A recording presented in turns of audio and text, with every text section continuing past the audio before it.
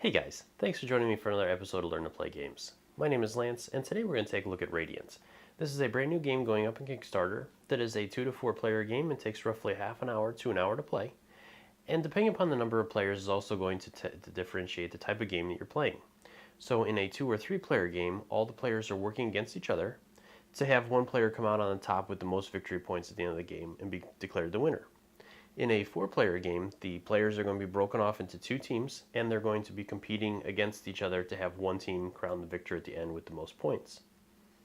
In the game, some of the backstory is that there's a world that is being fought over by 4 different races, and they're trying to conquer each other and have one race come out on top. So this translates into the game as different cards that are going to have the different faces from the 4 different races. The players are going to be playing the game over 3 ages, which each age consists of 3 different phases. You have the drafting recruitment phase, where you're going to be able to draft new cards on top of the cards you're dealt.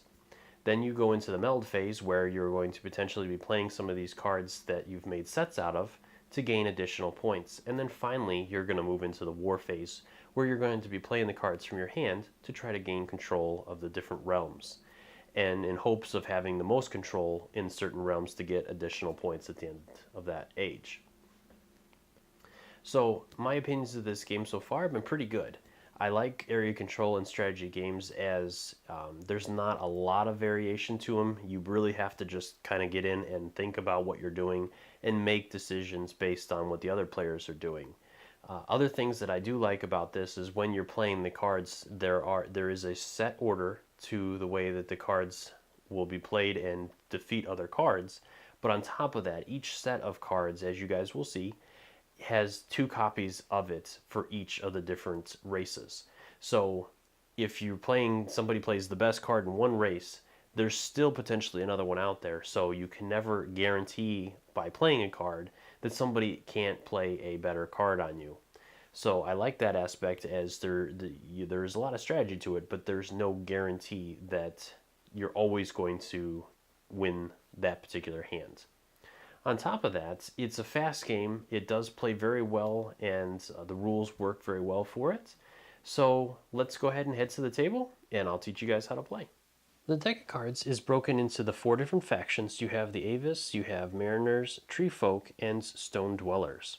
Each of these factions is going to have 2 complete sets of cards on the ranking system, which, as you guys can see here on this quick reference guide, works its way up, with the lowest card being the Assassin. Then you have the Elder, Scout, Mount, Knight, and finally the Phalanx. So this goes from weakest card all the way up to the strongest card. On top of that, you'll notice some of the cards will also have a picture of a coin on them, which will be only used during the 3rd age of the game, which we'll cover a little bit later on. As I said, there are 2 complete sets, so even if the best card in the game is played for that particular race, there still is potential for another of those cards. And on top of that, there's a couple of cards that also have special abilities. If you play the Knight and Mount from the same faction, it is considered a mounted knight and is the most powerful card in the game.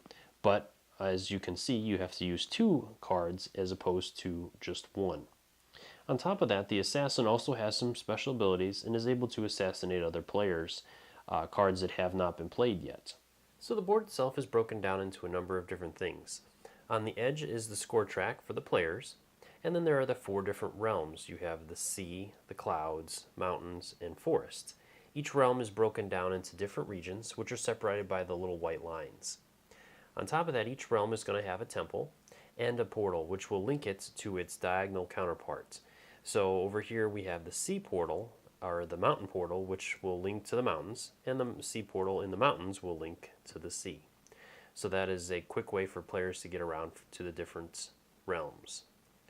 For board setup, it's very easy. First, you're going to put the battle tracker in the middle of the board, and then from there, you're going to go ahead and grab the deck of cards and shuffle it up and reveal one of the cards in the deck, and that will be the first realm that will be Radiance. So you'll place the Radiant marker in the bottom corner of that realm. From there, you can go ahead and put out all the coins that are associated in the game. You have copper coins and silver coins. And at the start of the game, each of the temples will receive a silver coin. From there, then the players can go ahead and choose their colors. So we're going to play a two-player game. So we have the yellow player and the red player, which will put their markers on the 50 slot, which initially is the 0 slot. And then they will receive their different markers. Each player can also get a quick reference guide, which is double-sided. And then finally, you're going to go ahead and shuffle up the deck of cards. And depending upon the number of players that are playing in the game, you'll deal out a number of cards to those players. So with us playing a two-player game, we're going to go ahead and deal out 10 cards to each player. The last thing the players are going to do is the dealer is going to go ahead and deal out a 3x3 grid of 9 cards.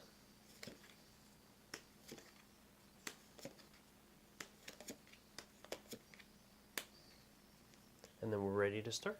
Radiant is played over 3 ages, with each age being broken down into 3 different phases: recruitment, meld, and war. We're going to go ahead and take a closer look at each one of these different phases. The first phase is the recruitment phase, and during this phase is a very important phase where players are going to look at the cards that they've been dealt and decide which cards they would like to draft from the pool. Players are going to alternate doing this until each player has gotten 4 cards from the pool, and each time a card is taken, they will replace it with a new card, so the players will always have 9 cards to choose from. Now, there are 2 uses for this. The cards that the players draft are going to try to help them make a better hand, so that they can try to gain control of the different regions that they're going to be battling over. On top of that, this will also help them gain additional points during the melding phase, which will be the next phase that we'll cover. So let's take a closer look at this. So we're going to go ahead and say that the yellow player was the dealer, so it's always going to start with the player that is to the left of the dealer, or in our case with it being a 2-player game, the other player. So we're going to go ahead and say that the red player is going to be the first one to draft, so he's going to go ahead and look at his cards, and normally you would keep these hidden from the other players. So we're just going to put these out for you guys, so you can see what he's got, and then we're going to go ahead and make our decision. So if you flip over the quick reference guide, it'll show you the different melds that you can work on. So we have the Council of Elders, which is an elder from each of the 4 clans, the army, which consists of 5 cards of the different types, the Assassin's Guild, which again is one of each of the assassins, and then the Mounted Knights, which is a knight and a mount from the same region. So as we can see here, we've already got 3 cards of the 4 different elders that we need, and the last one is out there, and they're worth the most points. So let's just go ahead and grab that one now as our first selection, and then we would replace it, and then we'll go to the dealing player. So he is going to go ahead and grab the knight, and then we'll go back to our player over here. So he's going to go ahead and take a look at his cards that he's got. He has a mount over here, so he's going to go ahead and grab the knight for that. And that's his second card. Then it's going to go back over to our dealer, who's going to go ahead and grab the Cloud Phalanx card. Back over to us. Again, we'll go ahead and grab the mount for our Radiant race. And we're getting down to the last draw. So over to our dealer again. He's going to go ahead and grab the mount for the tree guys. And we're obviously going to take that for our last card, and then it would go back to our dealer for their last draw, so they'll go ahead and take their mount. The rest of the cards are going to be removed and will not be used for the rest of this age. So the second phase is the meld phase, which on the back of the quick reference guide again will give you the different melds, their points for the different ages. And so at this point, then the players can choose which of these that they want to reveal. Now they don't have to reveal all of them, but the ones that they don't reveal will not receive points for this. So our first player here is going to go ahead and reveal that he had a Council of Elders. So during the first stage, that is worth 4 points. So red will move up his marker 4 points. And then he's going to look through his cards, and he does have a set of knights, or a mounted knight for that. And that's all he was able to get, which the mounted knight for the first age is only worth 1 point. So then he would leave these out for a little bit so that the players can see what he has. And then after that, then he'll go ahead and put those back in his hands. Now with our other player, they were able to get some stuff too, and they are going to choose to reveal it. So they were able to get an army for the Mariners. So the army is worth 3 points, so they'll move that up. And the other thing to keep in mind is that you can only use the cards for one set, so we couldn't claim the mounted knight for this as well, as we're already using it in the army set. And then we do have a mounted knight for the tree folk, so they will receive 1 point for that as well. At this point, then we're ready to start by moving into the third phase, which is war. So to determine the first person for that, the last thing we're going to do is each player will tell the other players how many scouts that they have. So our player over here has 3 scouts for red, and for yellow we have 2. So red will be the first player to go. Now we're ready to begin the third phase, which is the war phase. So we've already determined that the red player is going to go first as he had the most scouts. So he's going to go ahead and move the battle tracker to one of the different realms to start the battle. So we're going to go ahead and say he's going to go to the clouds. So once he moves the battle tracker, now he has to play a card. And you have to play one of the cards from the realm that you're in currently. The one exception to this is whichever realm is radiant, you can also play cards from there if you have them. So he does. So he can choose one of these cards to play. If he didn't have any cloud cards, he could choose whether or not he wanted to play a radiant card, or he could simply play a card from another realm. But if he does, and the other player is able to play a card from the cloud realm, then that player would always win, as the native card to the realm is always going to beat a card from another realm, except for the radiant, which again will go by the ranking system, which is listed on these quick reference guides. So we're going to go ahead and not risk anything, and we're going to play the most powerful card or set in the game, which is the mounted knight. And the mounted knight has to be from the same realm, so we have the mount and the knights to combine to make a mounted knight. So from here then it would go to the next player, and now that player either has to play a cloud card if he has one, or he has to play a radiant card, or he can choose to play a radiant card. If he plays a card from a different realm, then it simply it counts as being always losing no matter what the rank of that card is. So we're going to go ahead and just get rid of the assassin for that realm. So our red player has beat the other player, and so he will take those cards and put them face down in a score pile, and then he's going to mark that area as he controls it. From here, then he can go ahead and move to another area. He has to move to an area that shares a flat edge with the area that he's in, and he can never move back into areas that he already controls. So at this point, he's going to go ahead and move over to purple and play a card in there. And again, the yellow player has to play a card. So he's going to go ahead and play his scout.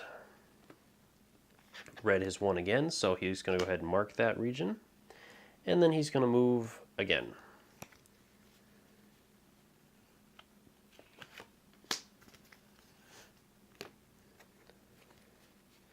At this point, green is going to go ahead and play his mounted knight, which is going to beat red's phalanx, as the mounted knight is the most powerful card. So yellow has beat him. So yellow will go ahead and mark that area. And now yellow can choose where to go. So he's going to go into water, as he has a lot of water cards. And so he's going to go ahead and start by playing his phalanx. So over here, red has only a couple cards. He's going to go ahead and play the mariner. And so yellow has beat him there, and yellow will go ahead and move over here. Yellow's feeling pretty lucky. He doesn't want to play his mounted knight just yet, so he's going to go ahead and see what other cards blue or the red player might have. So red does have a mount, which will beat the scout. As we can see on this quick reference guide, the scout is right below the mount, so red has one here. And so red's going to go ahead and move. He's going to go ahead and move down here. He's going to go ahead and play the scout in that area.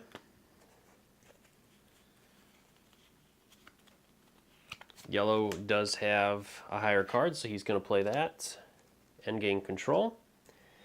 And he's going to go ahead and move down here into the cloud capital to try to take that. So he's going to go ahead and play his phalanx card there.